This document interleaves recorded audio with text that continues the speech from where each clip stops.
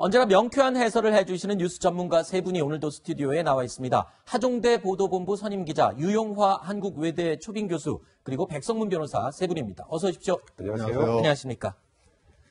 자, 민주당 지도부가 현행 당헌대로 대선 후보를 선출하기로 결정을 했습니다. 경선 일정을 변경하지 않겠다고 최종 결정을 지은 건데요. 송영길 대표의 이야기 들어보시죠. 민주당 지도부는 현행 당헌 규정 원칙에 따라 제20대 대선 경선 일정을 진행하기로 최종 결정했습니다. 여러 가지 이견이 있었습니다만 우리 지도부는 하나로 가야 된다는 합의하에 이견이 있는 최고위원들께서도 양해를 해주셨고 같이 힘을 하나로 모아서 이렇게 결정을 했습니다. 새로운 주자를 선출하는데 최선을 다해 준비를 하겠다는 말씀을 드리겠습니다. 자, 이렇게 현재 예정대로라면 민주당은 이제 9월 초 대선 후보가 결정이 됩니다. 그리고 국민의힘은 11월 초에 대선 후보를 결정하게 됩니다. 저희가 과거에 실시됐던 6번의 대선 후보 선출 과정을 쭉 정리를 해봤는데요. 딱 한 차례를 제외하고는 먼저 대선 후보를 확정한 당에서 대통령이 선출됐던 것으로 확인이 됐습니다.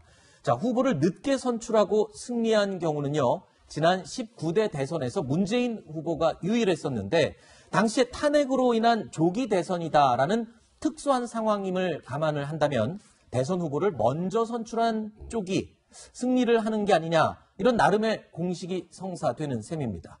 자, 민주당이 드디어 결론을 냈지만, 2번의 연판장이 돌았고요. 의원들은 찬반으로 나뉘어서 충돌을 했습니다. 이 때문에 이번 사태로 송영길 당대표의 리더십에 적지 않은 타격을 입은 게 아니냐 이런 지적이 있던데요. 어떻습니까? 저는 그렇지 않다고 생각합니다. 그래요? 네, 송영길 대표가 결단을 잘 했고 네. 좀 더 조기에 수습했으면 더 좋았겠죠. 그리고 지금 후보 간의 룰인데 후보 간의 합의가 안 되는 상황에서는 대표는 원칙대로 할 수밖에 없는 겁니다. 네. 당원 당규대로. 만약 그것을 어긋나게 되면 송 대표 그만두게 될 것 네. 같아요. 그래서 이 문제는 결국은 이제 향후에 대한 문제인데 결국 경선 후의 후유증 문제라든가 네. 현재 경선주자들의 승복에 대한 문제 이런 부분들. 아까 조문가 도표 나왔지만 경선 일정과 연기는 상관이 없어요. 경선에 얼마나 많은 국민들이 관심을 갖고 참여하게 만드느냐. 네. 그리고 어떤 경쟁력을 갖고서 경선을 하느냐. 그 후보자들이. 네. 이런 점들이 더 중요한 포인트라고 생각합니다. 네. 그런데요, 오늘 최고위원회의에서는요, 이런 장면이 연출됐습니다. 이 전해숙 최고위원이 회의가 끝나기도 전에 지금 영상으로 함께 보시죠. 회의장을 뜨는 상황이 발생한 겁니다. 자, 송 대표 말로는 전 의원이요, 전원 의견을 만장일치로 모았다.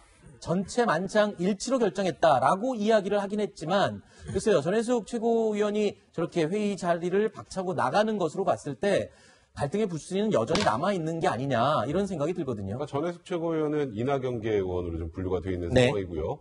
그리고 저희 나가면서 당연히 기자들이 물어봤겠죠. 왜 나오셨습니까?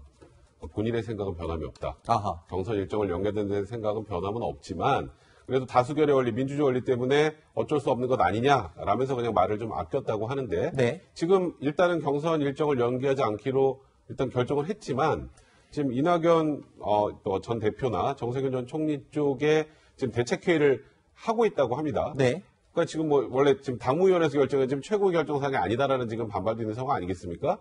물론 오늘 이제 송영길 대표는 만장일치로 그러니까 뭐 사실상 모든 최고위원들의 그런 양해로 결정이 됐다고 하지만 이 불씨는 지금 바로 꺼졌다고 보기 좀 어려울 것 같습니다. 지금 들으신 것처럼 반 이재명계인 이낙연 정세균 후보 측에서는요, 송 대표 결정에 이제 반발하면서 대책 회의를 하고 있다라고 지금 전해 오고 있습니다. 자, 이재명계에서는요, 예상대로 됐다면서 경쟁자들이 선당 후사할 거다. 그러니까 당 결정에 우선 따르고 일단은 뭐 만장일치로 결정이 된 사항이니까 당의 의견을 먼저 따를 것이다. 이렇게 지금 이재명계에서는 보고 있고요.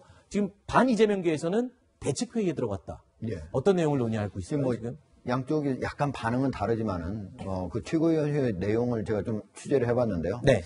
사실은 이제 최고위원 6명은 3대3으로 갈렸다라고 우리가 수요일에도 얘기를 했었잖아요. 네.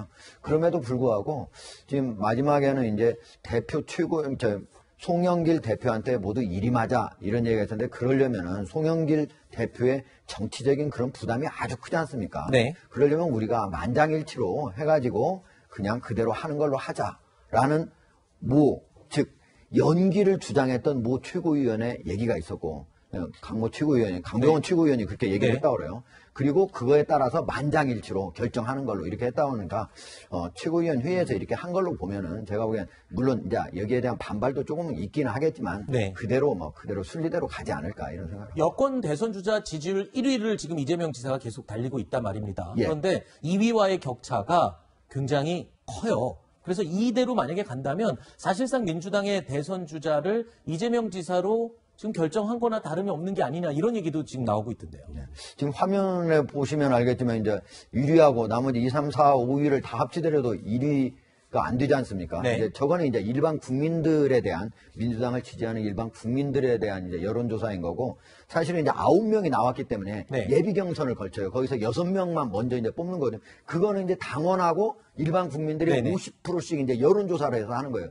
근데 그거는 뭐 크게 뭐 다 이제 6명 안에 들어갈 테니까 그게 문제가 없겠는데 나중에 이제 본선에서 하지 않습니까? 그거는 당원들은 그대로 이제 선거인으로 등록하게 되지만 일반인들은 모두 각 사람 후보들이 일반인을 끌어들여서 선거인으로 등록시켜가지고 그 사람들이 100% 국민 경선을 하는 거예요. 그러니까 누가 더 조직을 많이 가지고 있느냐. 네. 누가 더 그런 여러 지지하는 의원들이 많으면 각 지구당 위원장들이 되어 있기 때문에 네. 조직을 많이 동원할 거 아니겠습니까? 그러니까 누가 더 많이 하느냐. 지금 현재 각자 이재명 지사나 아니면은 이낙연 전 대표나 아니면은 그다음에 정세균 전 총리 모두 100만 명 이상씩 동원한다고 그러거든요.